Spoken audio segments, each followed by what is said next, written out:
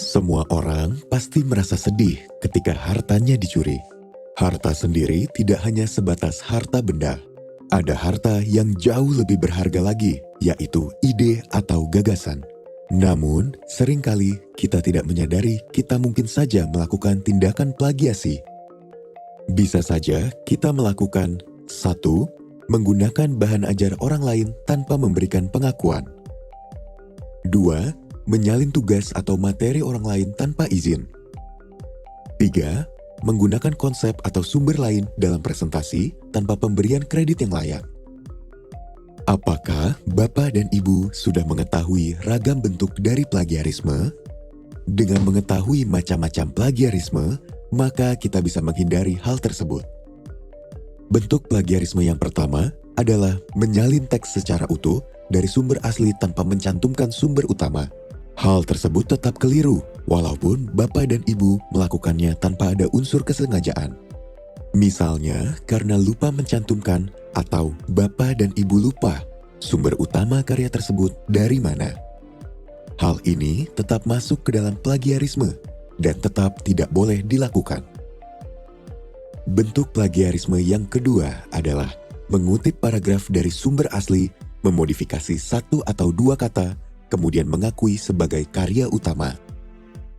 Pak Ibu jangan sampai merasa hanya karena kita merasa sudah mengubah satu atau dua kata, namun tidak melakukan parafrase, lalu merasa bahwa tulisan tersebut sudah sah menjadi milik kita. Banyak atau sedikit, tetap saja yang dilakukan adalah bentuk plagiarisme. Hal ini pun tidak boleh dilakukan. Bentuk plagiarisme yang ketiga adalah mengambil ide, gagasan, atau ucapan orang lain dan mengklaim hal tersebut sebagai karya yang dibuat oleh Bapak dan Ibu. Wah, ini jelas sekali ya, tindakan tidak terpuji karena mengambil dengan sengaja karya orang lain. Kemudian, dibilang sebagai karya sendiri. Tentu, ini adalah tindakan plagiarisme. Bentuk plagiarisme yang terakhir adalah menerjemahkan teks dari bahasa asing ke bahasa tertentu tanpa menyebutkan sumber utama.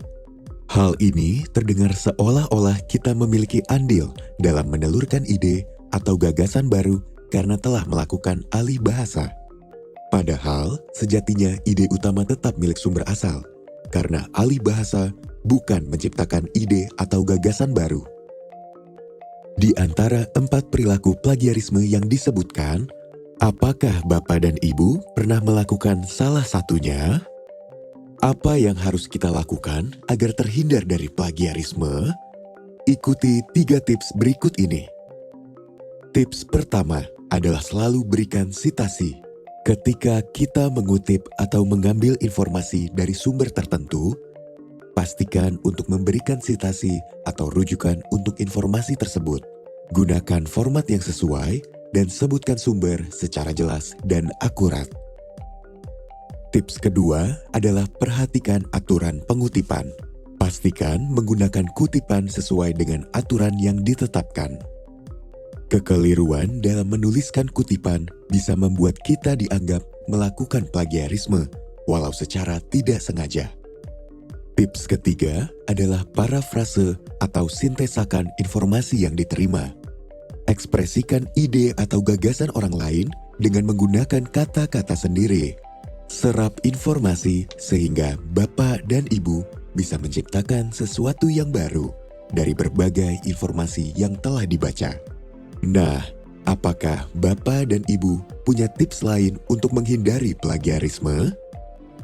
Bapak Ibu juga dapat berdiskusi atau memikirkan kembali apa yang harus dilakukan pada karya yang pernah dibuat apabila sudah terlanjur melakukan plagiarisme.